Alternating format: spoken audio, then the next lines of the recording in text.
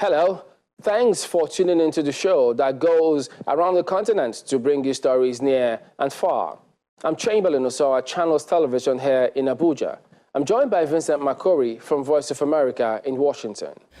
Well, thanks. I'm Vincent McCory at the Voice of America. Happy to be with you again for another edition of Africa 54. Let's start off with the latest from Nigeria. Chamberlain Osawa in Abuja brings you that story. The governor of Lagos State, Mr. Babajide Sanwo-Olu, has acknowledged the roles played by women in the transformation of the cosmopolitan city at a forum tagged WAPA Connect with this year's theme, The Emerging Total Woman. The conference was initiated in pursuance of his administration's avowed commitment to the policy of inclusiveness and emancipation of women. The forum brought together women achievers in the public and private sector for networking and sharing personal experiences on contemporary issues. It was organized by the Ministry of Women Affairs and Poverty Alleviation. It's the 2022 Women Affairs and Poverty Alleviation Program of the Lagos State Government.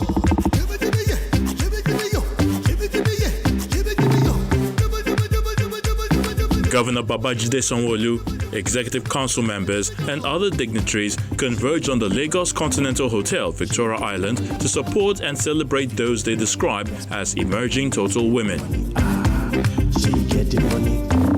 The commissioner in charge of Women Affairs Ministry explains what the state government is doing to reduce poverty. Our mandate from the Ministry of Women Affairs and Poverty Alleviation remains building resourceful women in order to improve the lives of female residents, as Lagos State has zero tolerance to idleness of any form.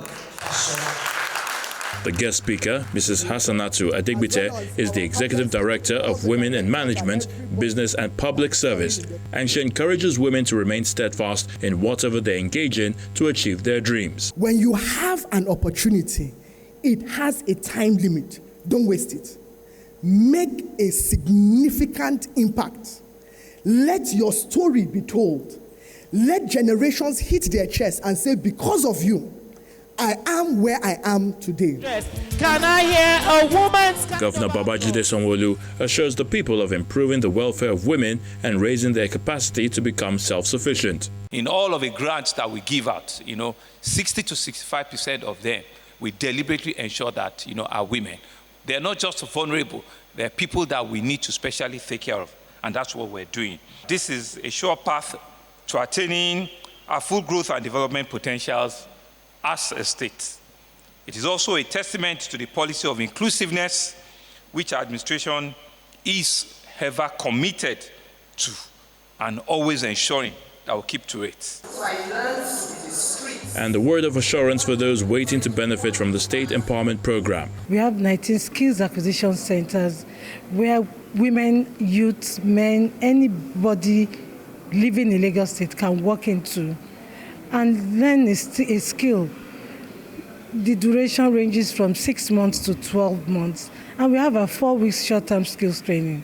And all of these trainings are free of charge. So far, over 65,000 women have been empowered since the administration of Governor Sanwo-Olu, and the state government promises to do more for the people of the state. You've consulted on gender programs funded by the World Bank and USAID empowerment of women. That has remained pertinent for the achievement of the United Nations 2030 Agenda on Sustainable Development Goals. Do you see Nigerian women meeting these goals? Yes and no. I think yes, because the activist in me believes that when each of us play our part, it is possible to achieve the Sustainable Development Goals. And also because I strongly believe that the Sustainable Development Goals are anchored in human rights. Yes, I think I see the forum as a whole having the potential to make such change. But I also believe that it takes more on the part of the government, especially in the aspect of policy coming together and then bringing up initiatives like this to encourage women to come forward and then take opportunities like this. And I think particularly, I like what the Lagos State government is doing. I mean, I may have a problem with the forum, the total emerging woman, it is practically impossible to be a total woman, but I think that the spirit and idea behind such an ideology and the framing of that idea is good. But the implementation, I think, is what we live to see that maybe it is done in a way that really empowers women. And I know that it has the potential, but we'll see how it all runs out. And I think I was too quick to say yes, because I am thinking generally in the context of there is no sustainable development if women are not empowered and are not brought in to play their role. Because even by numbers, we have a great critical mass of women who are contributing in different sectors. So I believe that for Nigeria to achieve the sustainable development goals, one, we must give women a chance in leadership, and also to mainstream all activities and initiatives of government, including policies that such that bring women in, provide the opportunity for them to lead, and then also encourage and acknowledge when positive benefits or positive initiatives are also led by women and all. So I believe that when we mainstream gender as a whole in all the activities that Nigeria as a whole would have, we would be a step closer to achieving the sustainable development goals. Although I don't even believe, the Millennium Development Goals were there, we couldn't finish. Now we hope that sustainable development goals would go a step further to pushing the agenda. To say it will really 100% be achievable, I'm not sure of that, but yeah. I don't think that's enough to stop us from doing the least that we can do to contribute to making it better. Do you see other states in the country and other parts of Africa replicating this initiative? I have no idea, because, Lagos State is in a league of its own, really, when it comes to Nigeria. And I was talking to a friend when I was preparing for this talk that when I was practicing as a lawyer in Lagos State, we had the Administration of Criminal Justice Law, ACJL, in Lagos, even before Nigeria as a whole implemented the Administration of Criminal Justice Act for the nation. So I feel like Lagos State has a way, and maybe with the resources and also the kind of leadership they have had over the years, they are progressively realizing more of these initiatives more than other states. I may maybe point to Rivers State, because I've also read some very positive instances there, and also to maybe add Benue State, because I know recently they just signed the peace agreement where, especially for the communal crisis that have been happening in the state. And there was a role of women, a lot of women were involved in the process. So I think that not just Lagos, but there are so many states in the little pockets also coming together and working to see that initiatives, especially those that focus on women, are mainstream in different sectors and initiatives. All right, Janet Bam, thank you for joining us on Africa 54. The new school year started in Nigeria this month, but more than 600 schools are still closed due to a surge of kidnappings for ransom by armed gangs. According to authorities, Nigeria already has one of the world's highest rates of out-of-school children, and the UN says the problem has gotten worse. Timothy Hobiezu reports from Kaduna State, Nigeria. The small town of Sabo, south of Kaduna State, is bustling, but it's not a typical day for many in this area. Some kilometers away from the center, a group of school children are united by a common enemy, armed conflict. Most of them arrived at this temporary shelter with their parents in November of last year after their villages were overrun by armed gangs.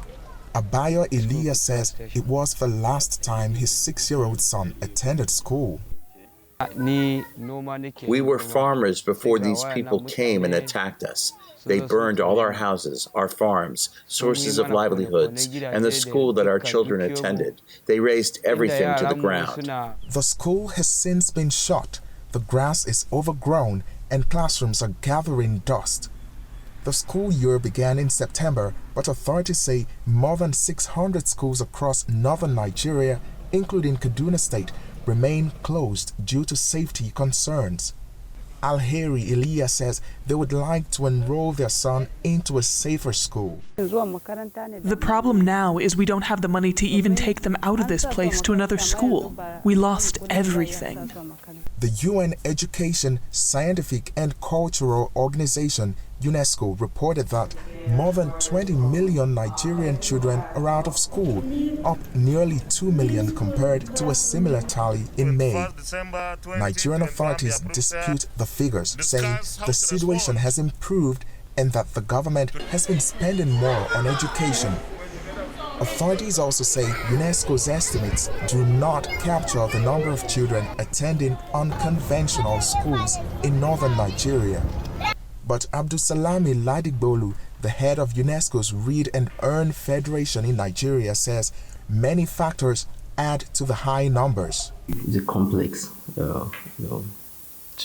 situation. Insurgency can be part of it.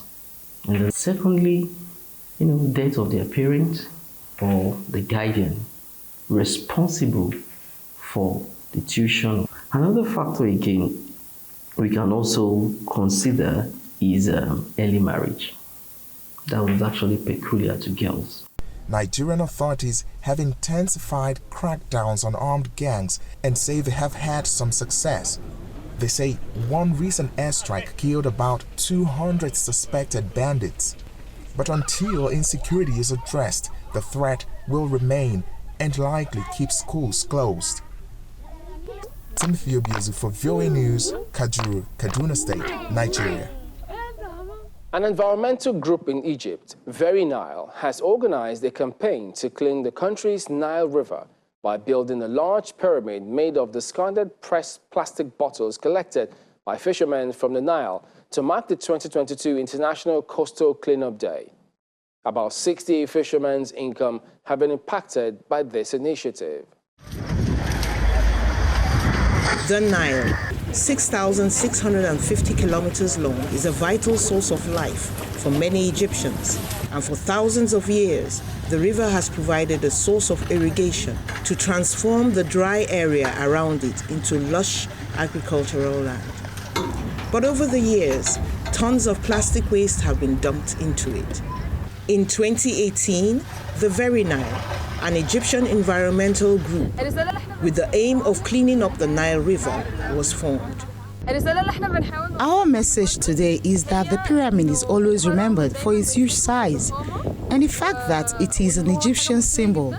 Our problem is an Egyptian problem as well, because 96 million citizens depend on the Nile primarily. As we all live around the Nile, it is a huge problem.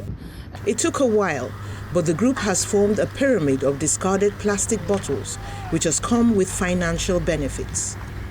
The group encourages fishermen to collect trash from the Nile in exchange for much-needed cash.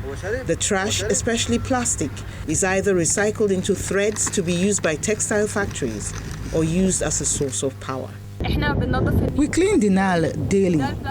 This is the plastic collected from the Nile in 45 days by 60 fishermen whose income has been impacted due to water pollution, and this has become a new source of income for them. This plastic is a precious resource. It is better for it to be recycled and not wasted in the Nile. The Nile is the most important resource, and there are 96 million Egyptians who depend on it daily. The group says the fishermen usually remove nearly 100 kilograms of plastic waste from the Nile on a daily basis.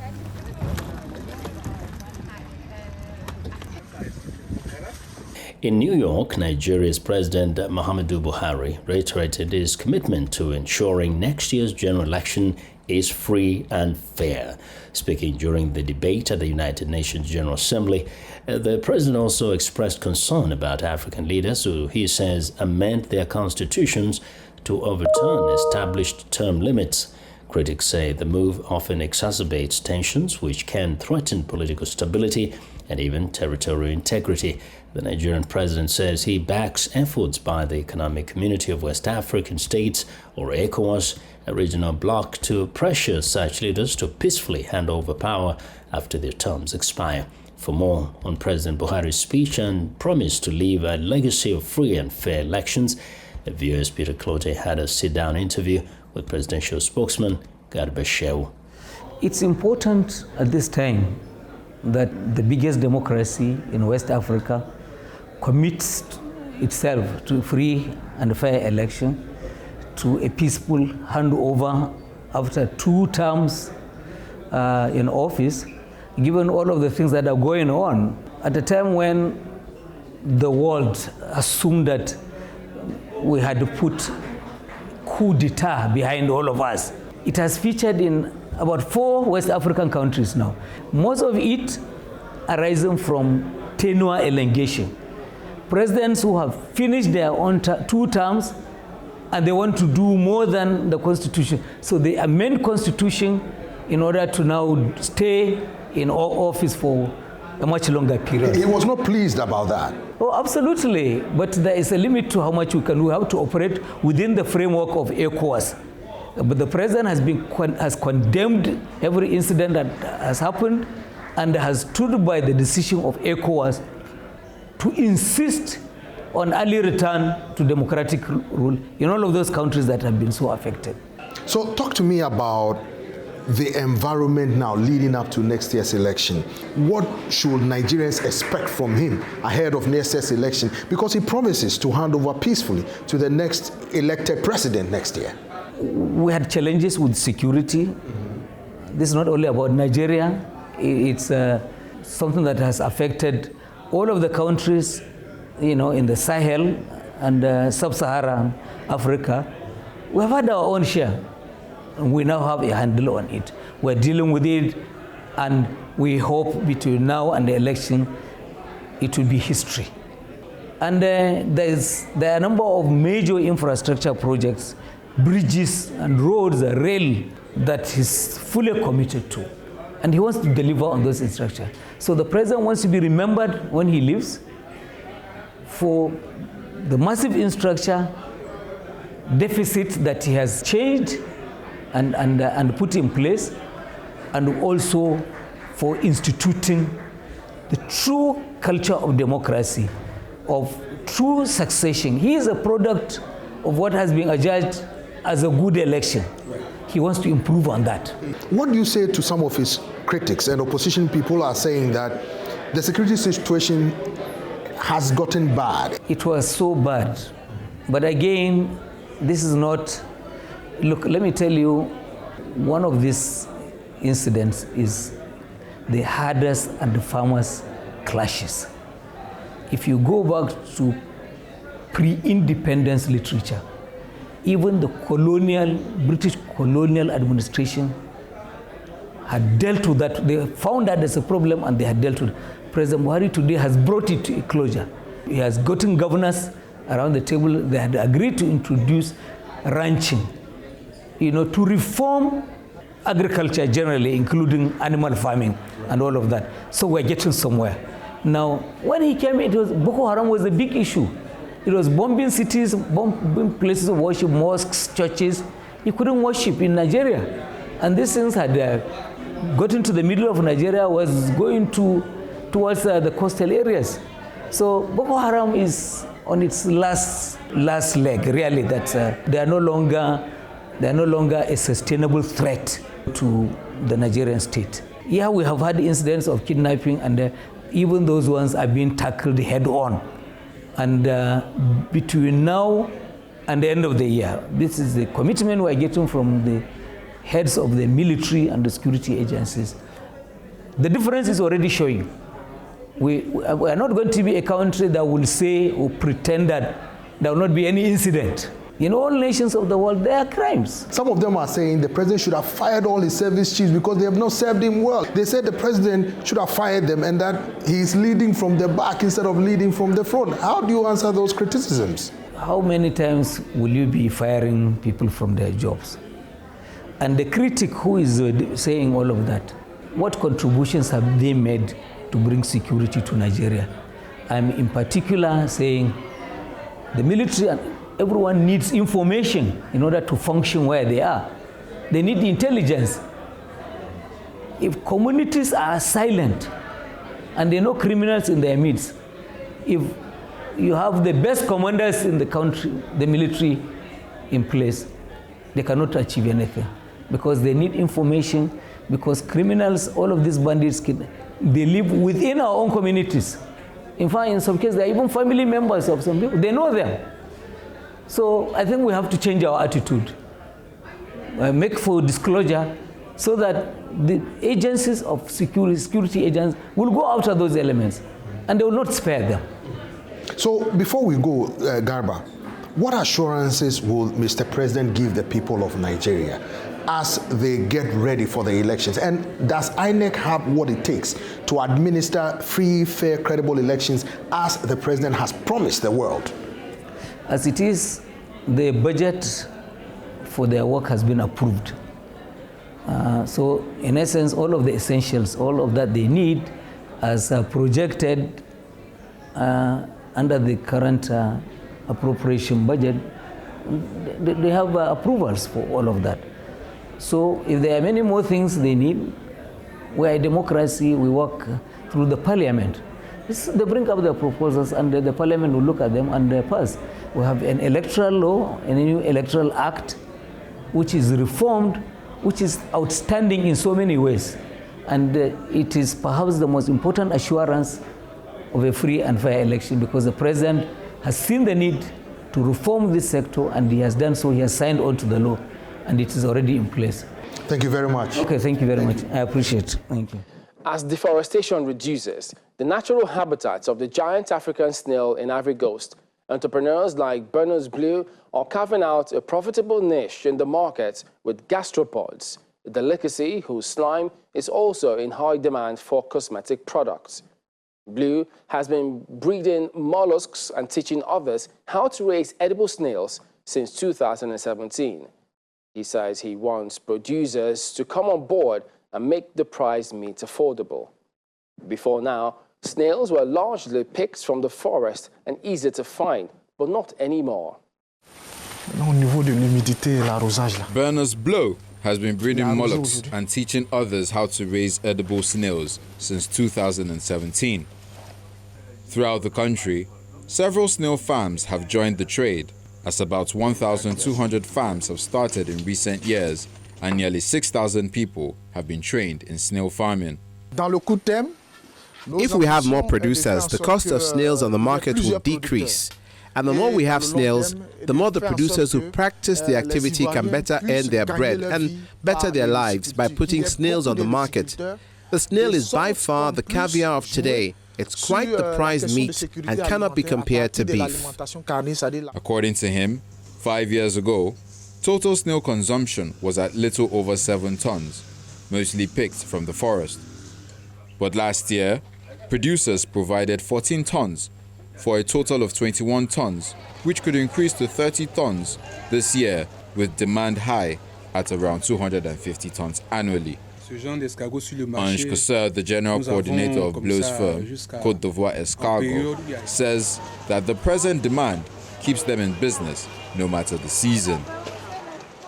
With this kind of farm, we can produce against the season, even in December when there are no snails on the market here, and in times of shortage when the price is really high. In the country, where a kilogram of beef is sold for around 2,500 CFA francs, about $3.79, about $3.79, a kilogram of snail could cost twice as much.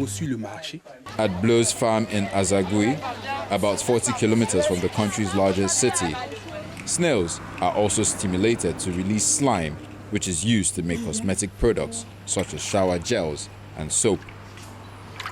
The workers here use a special mechanism of slime extraction, which causes hypersalivation in the snails for a good quantity of slime. Well, and that's our show for today. You can find all the continent's top news and world news online at voaafrica.com. Check it out. I'm Vincent McCory in Washington. Channels Television has our last word. We look forward to bringing you another show next week. ChannelsTV.com is your source of news and other programming. I'm Chamberlain Azar. Thank you for watching. Goodbye.